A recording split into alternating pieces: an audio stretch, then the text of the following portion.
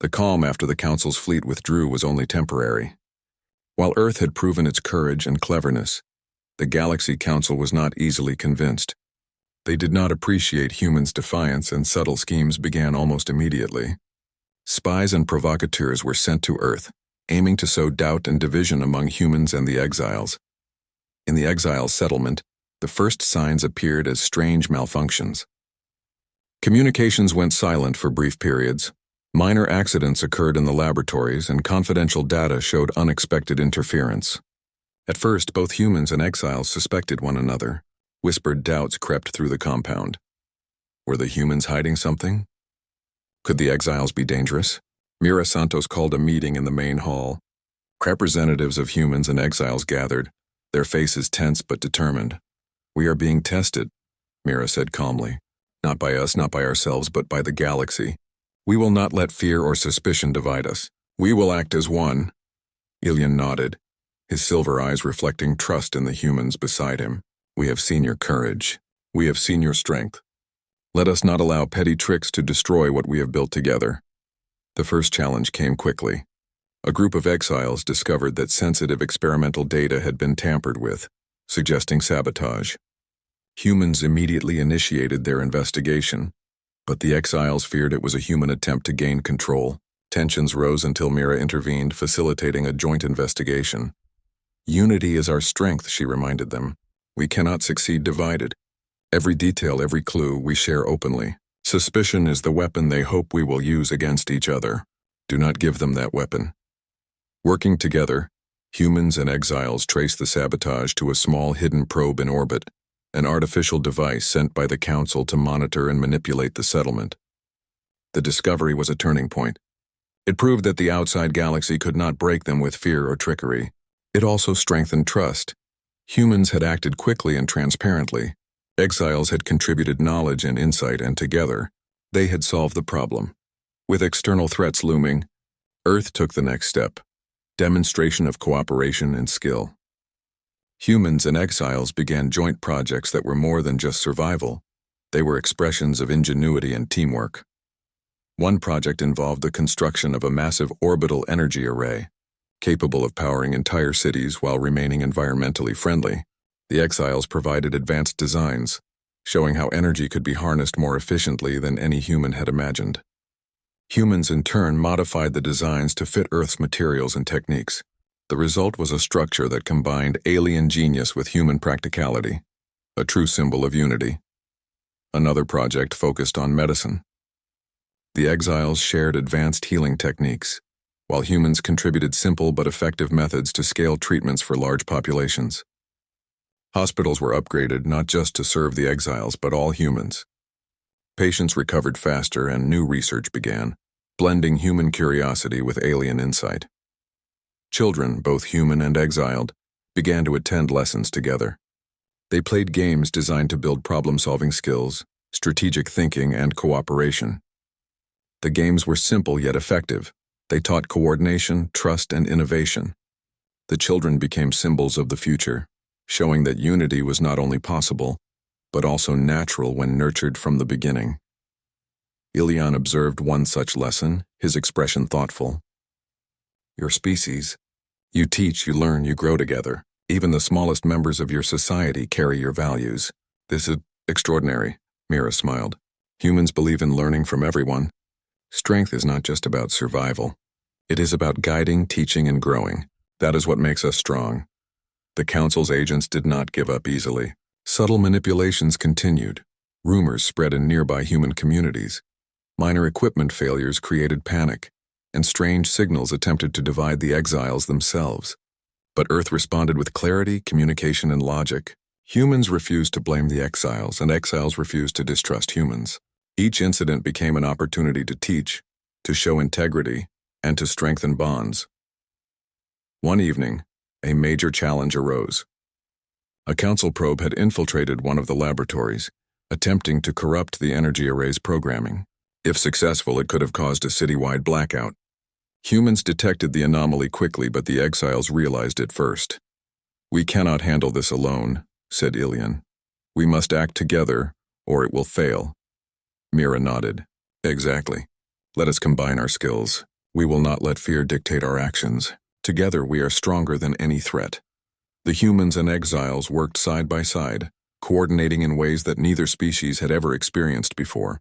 Alien calculations were paired with human intuition, technical knowledge with imaginative solutions.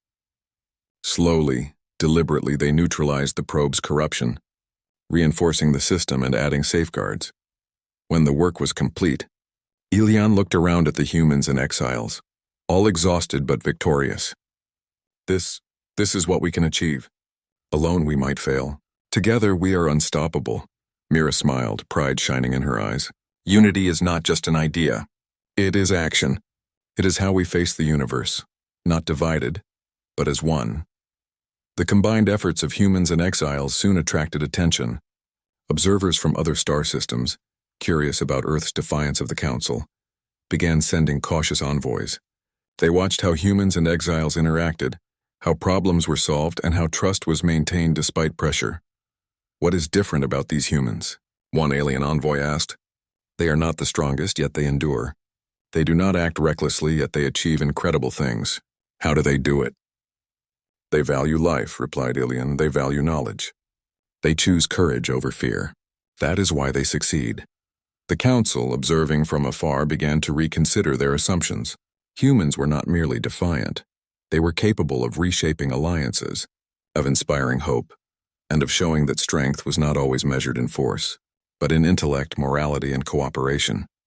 Amid this growing influence, Mira organized a demonstration of unity. Humans and exiles worked together in public, creating a spectacle of innovation and cooperation. They built a massive observatory, combining alien optics with human engineering, capable of scanning the galaxy with unprecedented clarity. They demonstrated advanced energy shields, medical procedures, and technological inventions, all products of combined effort. Citizens of Earth watched with awe. Children cheered. Scientists marveled. Politicians realized that the exiles were not a threat, but an opportunity to advance human knowledge and influence. Ilian stood with Mira as the demonstration concluded. Your species, it is remarkable. You do not only survive, you inspire. You create. You lead not by force but by example. Mira's eyes reflected the city lights. We only do what we must. We protect life. We learn, and we unite. That is how humans thrive. That is why we welcome the exiles.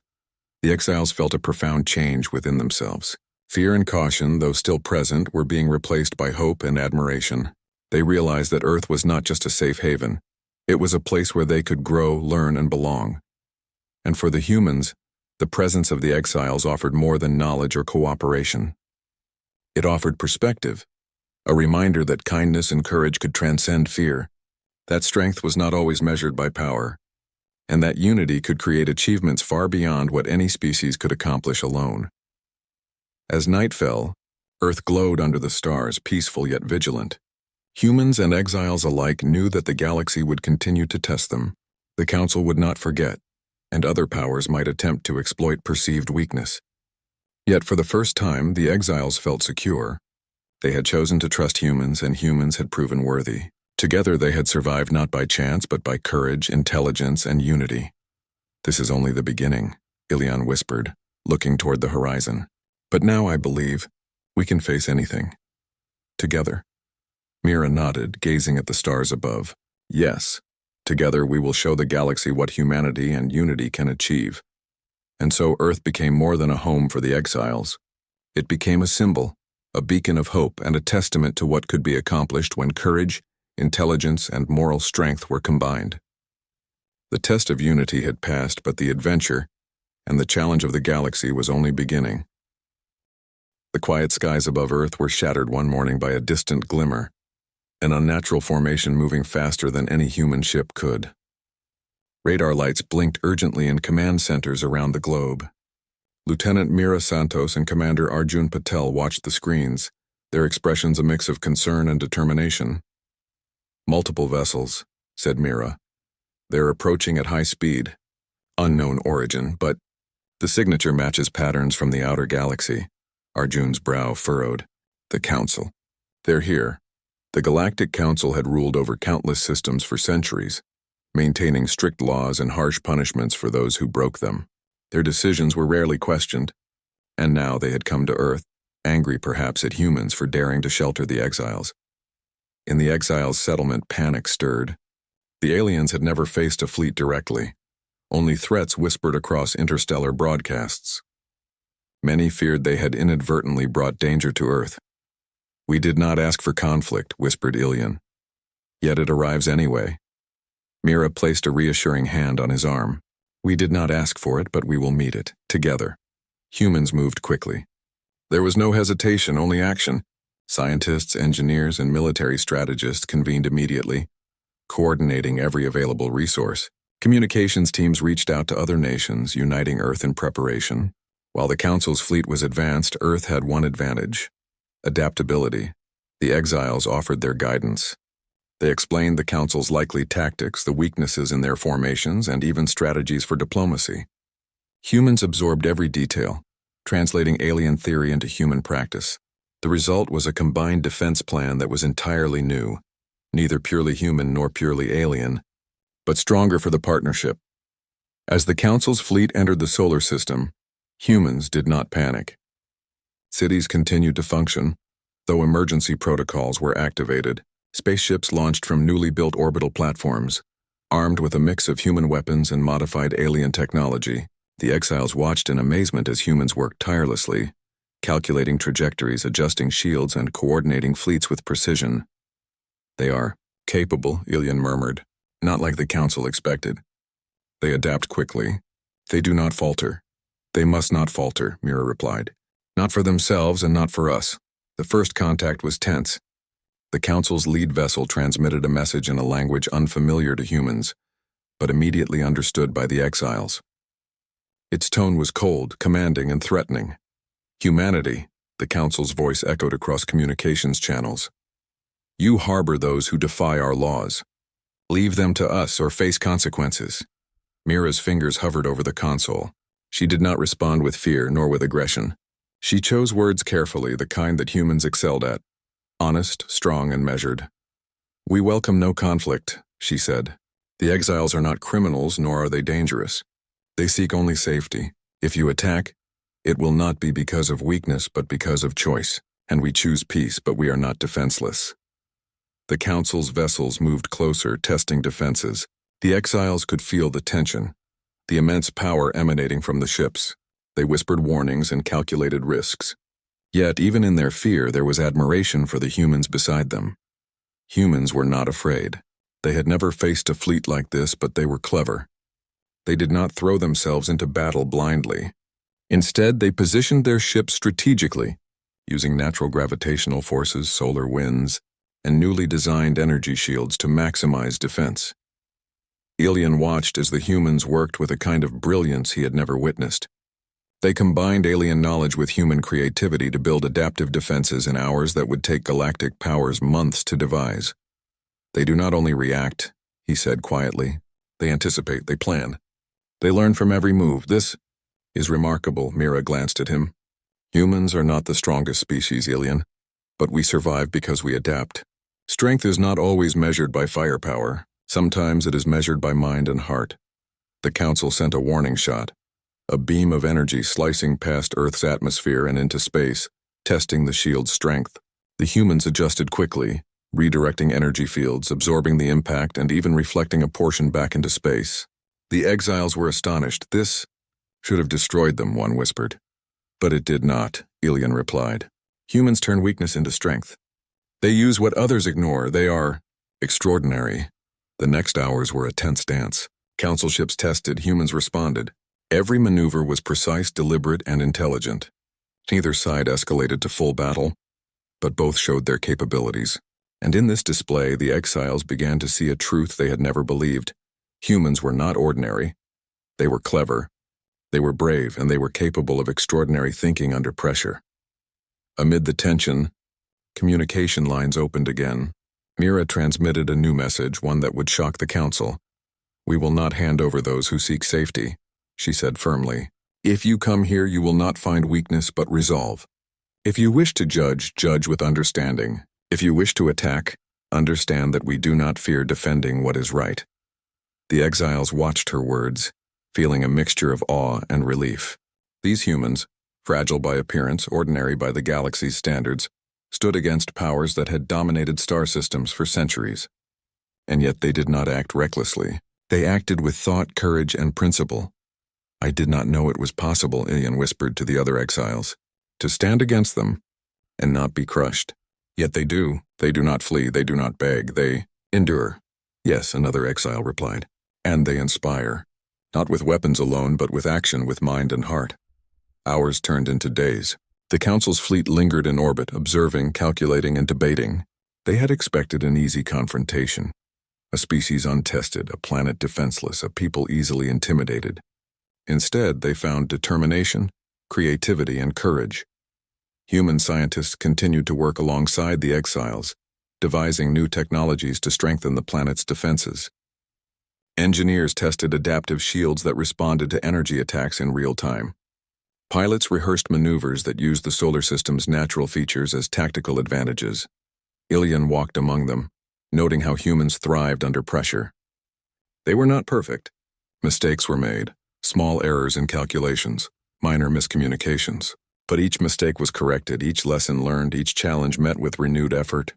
"They do not surrender," he said softly. "They do not break. Even when threatened by forces far greater than themselves, they do not despair. This is strength beyond measure." Mira overheard him and smiled. "Strength is not always what you see. Sometimes it is in persistence, in courage, in doing what is right when the odds are against you. That is what humans excel at." Finally, after several days of tense standoff, the Council made a decision. They withdrew part of their fleet, not entirely defeated, but cautious. The humans' resolve, intelligence, and clever use of alien knowledge had made the cost of aggression too high. The exiles cheered quietly. They had feared that Earth would be overwhelmed, that humans would fail, that they would be dragged back into exile or worse. But humans had not only survived, they had stood their ground with honor, dignity, and brilliance. Ilian approached Mira as the last Council ships vanished into space. "Your people are remarkable, not because of weapons, not because of power, but because of courage, intelligence, and will. You are worthy." Mira shook her head, smiling gently. "We are ordinary, but we try, and sometimes trying is enough." The exiles looked around at the humans working tirelessly, coordinating defenses, caring for each other, and preparing for what might come next. They understood now why Earth had taken them in. Humans were not just protectors. They were partners, teachers, friends, and perhaps the strongest allies the exiles had ever known. The galaxy had sent a warning. But Earth had answered, not with fear, not with surrender, but with humanity at its finest, courage, ingenuity, and heart. And as the exiles looked up at the stars that had once been filled only with danger and exile, they saw something new, a future filled with hope, possibility, and unity. Together, humans and exiles would face whatever came next, stronger than any force the galaxy could send against them. The first weeks on Earth were a mixture of wonder and caution. The exiles had never known a planet so alive, so full of motion and sound. Forests stretched endlessly, rivers gleamed in sunlight, and human cities moved with an energy that was almost alive. Yet, as much as the world fascinated them, it was also overwhelming. The tall exile, whose name was Ilian, wandered slowly through a human city with Mira Santos at his side. The streets were filled with people moving in a coordinated chaos, voices calling, wheels rolling, lights flashing. Ilian's eyes, normally sharp and focused, darted nervously, taking in every detail. "This is not like the silence of space," he said, his voice low, almost a whisper. "It is too much," Mira smiled, understanding perfectly. "It is a lot at first. But humans live with noise, movement, and constant change. We adapt and we thrive. You will too." Ilian studied her carefully. He had seen many species, many civilizations, but humans were different. They were neither the most intelligent nor the most powerful species he had encountered. But there was a spark in them, a spark that made even the strongest aliens pause. The humans had established a settlement specifically for the exiles, a place where they could live without fear and without interfering with ordinary city life. It was a small compound on the outskirts of the city, combining human architecture with spaces designed to meet the exiles' unique needs. Soft lighting, low-gravity zones, and quiet areas had been built to help them feel comfortable. As days passed, Humans and exiles began to communicate more effectively. At first, it was difficult. Their languages were entirely different, filled with sounds, gestures, and mental signals that humans could barely perceive. But Earth's linguists worked tirelessly, aided by alien technology that could translate complex thought patterns into words humans could understand. "Your people are patient," Ilyan said one morning during a language lesson. "You do not become frustrated when we take time to understand." Mira shook her head. "Patience is what makes understanding possible. If we rush, we only create confusion. Every species deserves time to be understood." It was during these lessons that trust began to grow. Small misunderstandings, which could have turned into conflict, were resolved with conversation and careful demonstration. Humans showed they were willing to meet the exiles halfway, and the exiles learned that humans were not dangerous, not greedy, and not unkind. Yet trust was tested almost immediately. A shipment of food supplies intended for the exiles went missing. Panic spread briefly among human administrators, and the exiles began to worry that humans were not as trustworthy as they had hoped. "It is not theft," Mira explained calmly, standing among the worried exiles. "A delivery error. It will be corrected. Humans make mistakes, but we do not harm those who seek safety here." Ilyan studied her closely, sensing the sincerity behind her words. Slowly, he nodded. "We will wait. We will see if your words are true." Science became a bridge between the two worlds. The exiles had knowledge far beyond human understanding. They explained energy systems that could power entire cities with minimal waste, advanced methods of communication that allowed instant thought sharing over long distances, and medical technologies that could heal wounds almost instantly. Human scientists were amazed but not intimidated.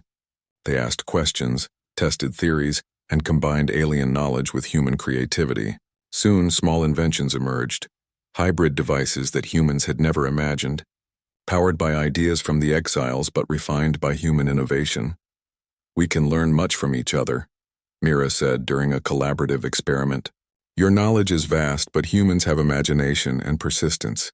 Together we can create solutions neither of us could achieve alone." Ilyan watched as humans sketched, calculated, and tested ideas with a relentless energy. They did not rush, yet they did not hesitate. They adapted to failures, learned from mistakes, and celebrated small successes with quiet satisfaction. To Ilyan, it was nothing short of remarkable. The exiles began to participate in human routines. They attended classes, shared meals, and even played simple games designed to build coordination and teamwork. While they could not fully participate in sports that required physical strength, they contributed strategy and tactics, demonstrating how even the weakest members of a team could lead and inspire. One day, a small incident occurred that could have shaken trust. A human child wandered into a restricted laboratory while exploring the settlement. The exiles reacted with alarm, unsure of what the child might do or how their technology could affect the young human. Mira arrived just in time to defuse the situation. "It is all right," she said gently. "Humans are careful. And children, they are curious but not dangerous. Let us guide them." The exiles watched as Mira calmly led the child away, explaining boundaries and safety. There was no anger, no blame, only understanding and care. It was a simple act, but it left a lasting impression. You protect," Ilyan said later to Mira. "Even the small and weak. You do not harm even when it is inconvenient. Your people are not like the Galaxy Council." Mira nodded. "We protect because it is the right thing to do. Strength is not just about power. It is about choices. Every day, humans choose to protect life even when it is difficult. As trust grew, so did cooperation. The exiles taught humans how to navigate deep space more efficiently, how to use energy in ways that conserved resources, and how to analyze cosmic phenomena faster than ever before. Humans contributed their own insights, simple, practical solutions that even advanced alien minds had overlooked. One evening, Ilyan and Mira stood on a balcony overlooking the city. The sun was setting, painting the sky in shades of red and gold. The streets below buzzed with life, people returning from work, children laughing, and lights beginning to twinkle.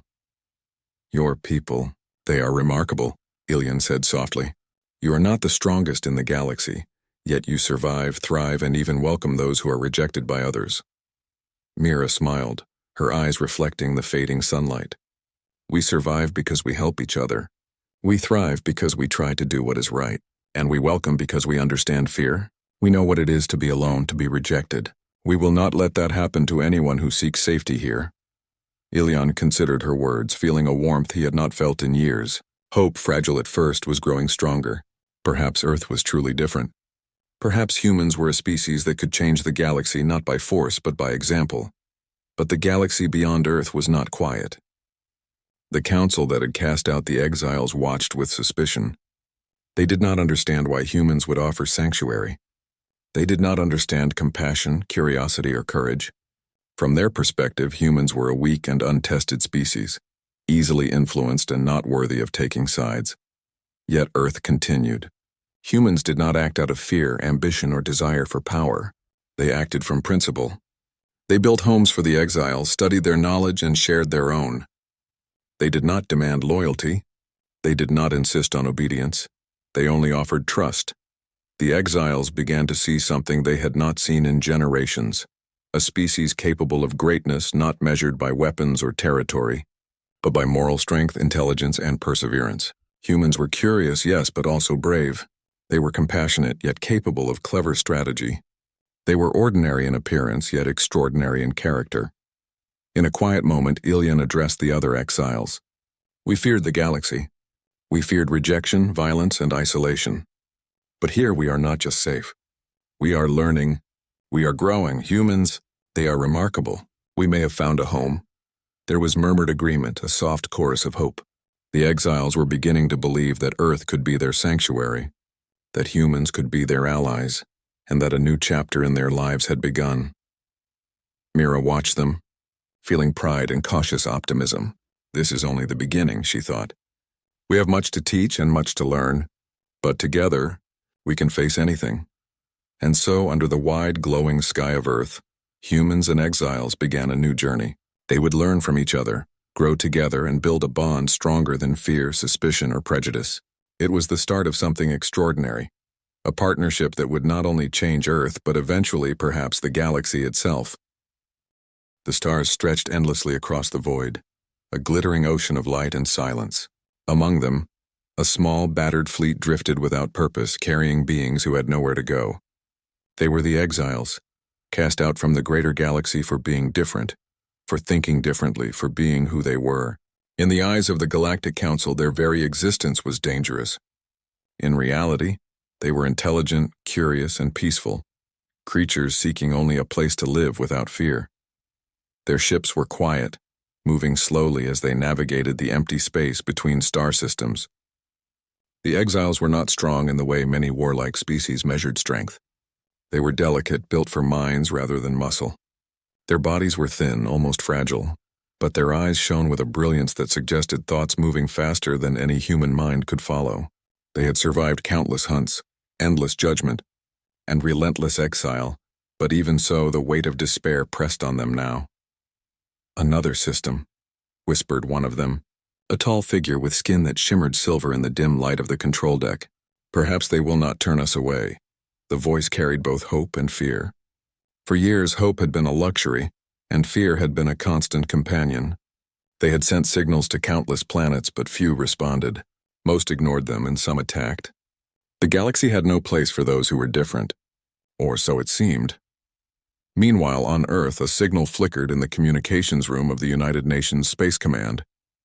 Lieutenant Mira Santos leaned forward, squinting at the screen. The message was unlike anything they had seen before, a complex pattern of light and sound. Strange but unmistakably intelligent, Commander. We're receiving something from outside the solar system, she said, her voice steady but tinged with excitement. It's a request. They want help. Commander Arjun Patel, a man in his 40s with calm, thoughtful eyes, looked at the readout. Request for help? From whom? We don't know. We can't identify the species. The signal. It's sophisticated, but it carries urgency.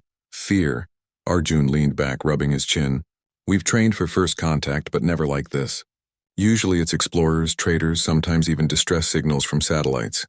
Not someone asking for asylum. Mira nodded. Should we respond? Arjun's eyes scanned the screen again.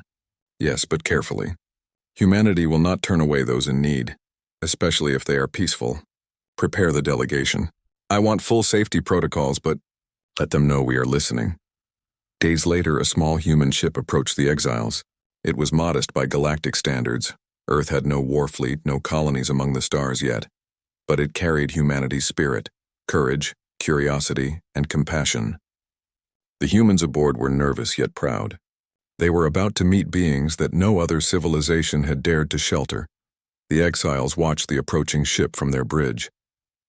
They had never seen humans before, though they had observed Earth from a distance.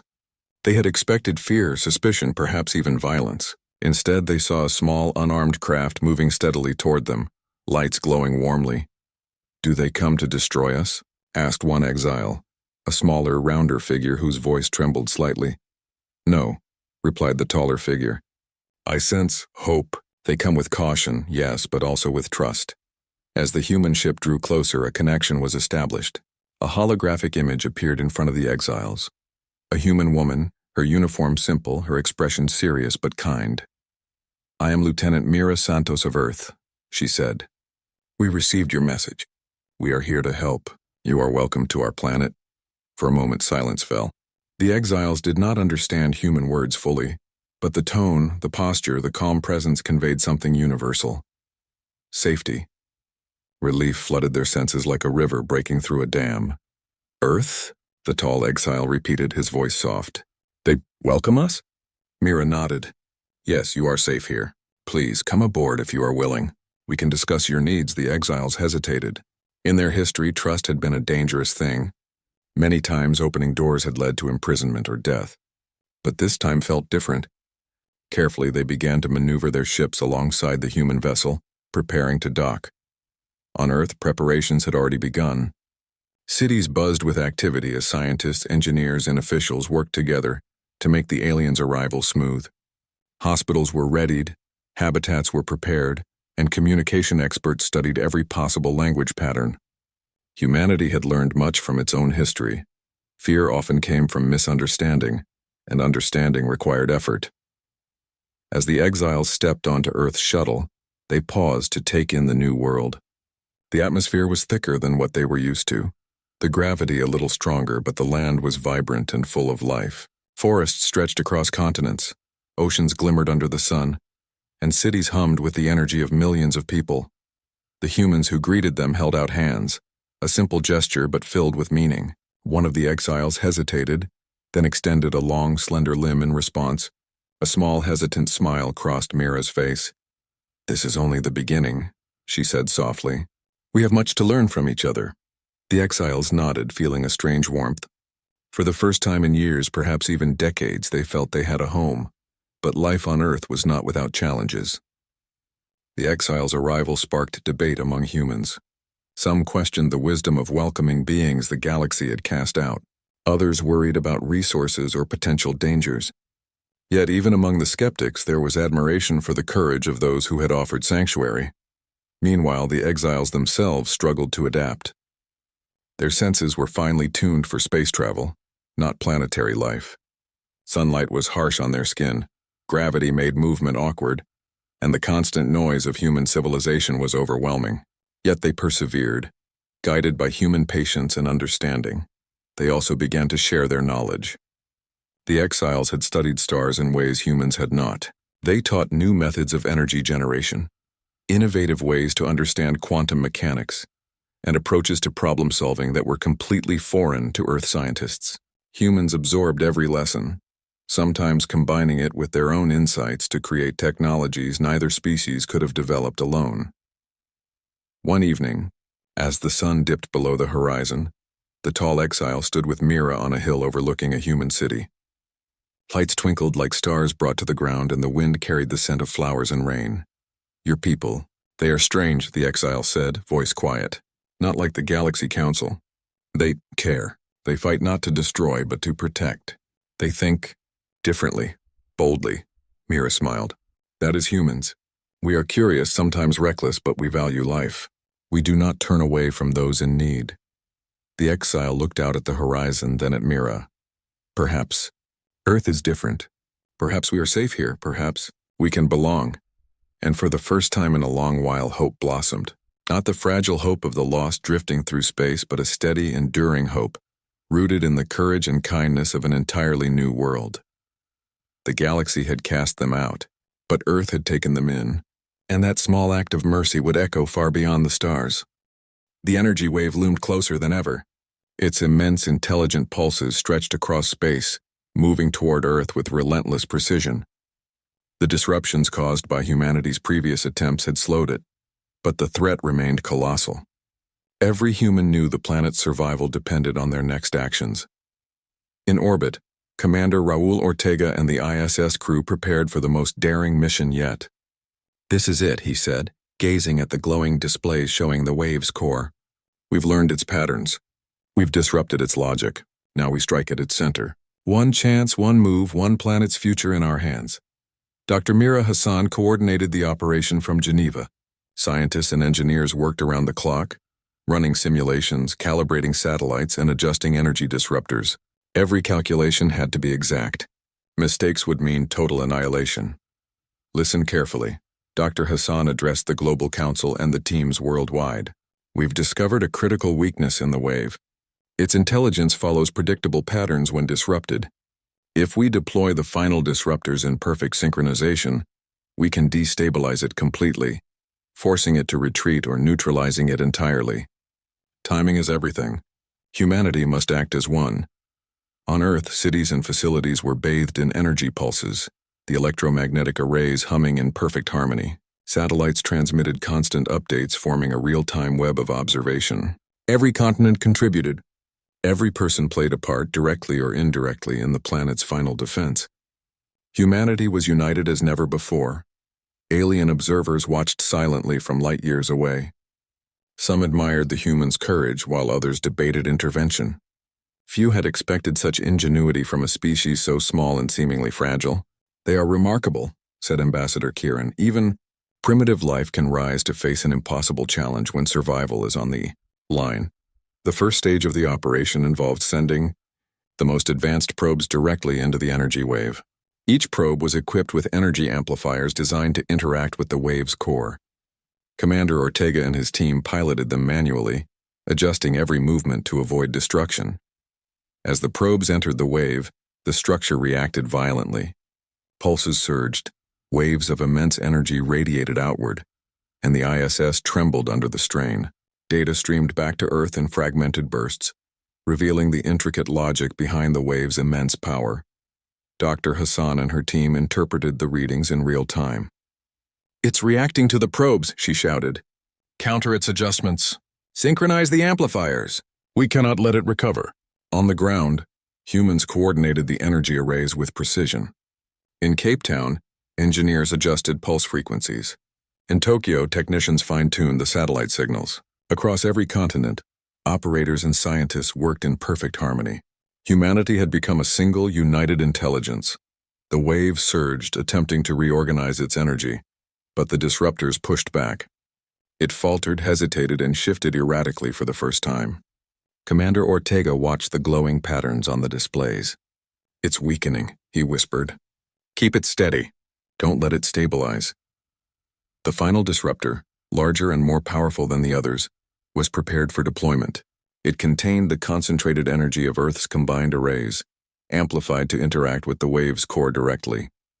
Deploying it required precision, courage, and timing beyond anything previously attempted.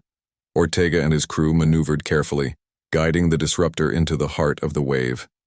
The energy surrounding it pulsed violently, resisting intrusion. The ISS shook, alarms blared, and yet the team persisted. Humanity had faced fear before, but never on this scale. "Steady, steady," Ortega muttered, adjusting the thrusters. The disruptor reached the core. Its energy began to synchronize with the wave's logic, sending pulses that disrupted the structure from within. The wave flickered, like a vast machine struggling against an unseen force. On Earth, scientists monitored every fluctuation. "It's working," Dr. Hassan cried. "The core is destabilizing. Keep the arrays aligned. Don't let it recover." The wave pulsed erratically, its intelligent patterns faltering under the relentless, coordinated effort of humanity. It reacted violently, sending shockwaves of energy outward, but the planet's arrays absorbed and redirected the surges, Humanity had learned, adapted, and prepared. Every pulse counted. Every calculation mattered. Alien observers noted the unprecedented display. Some transmitted subtle assistance to Earth, guiding arrays or decoding data patterns while others merely watched, realizing that humanity was proving itself capable of extraordinary feats. The final moments were tense. The wave's energy surged one last time, attempting to reorganize, but the disruptor maintained perfect synchronization. The entire planet seemed to pulse in harmony, as if Earth itself was aiding the effort. Humanity's courage, ingenuity, and unity manifested as a force that rivaled even the most advanced cosmic weapon. Then, the wave faltered completely. Its core destabilized, patterns dissolving under humanity's precise interference. Pulses weakened. Fluctuations became chaotic. The massive energy wave, once an unstoppable force, began to retreat, dissipating slowly into the void. On the ISS, Ortega exhaled deeply. "We did it," he whispered. His crew cheered, tears and smiles mixing in relief. Humanity had not only survived, the planet had fought back and won. On Earth, people emerged from shelters, blinking at the sky. The arrays dimmed as the threat dissipated. Cities lit up not in fear but in celebration. Humanity had faced annihilation and endured. They had acted with intelligence, courage, and unity. Across the galaxy, civilizations recorded the event. Ambassador Chiron smiled faintly.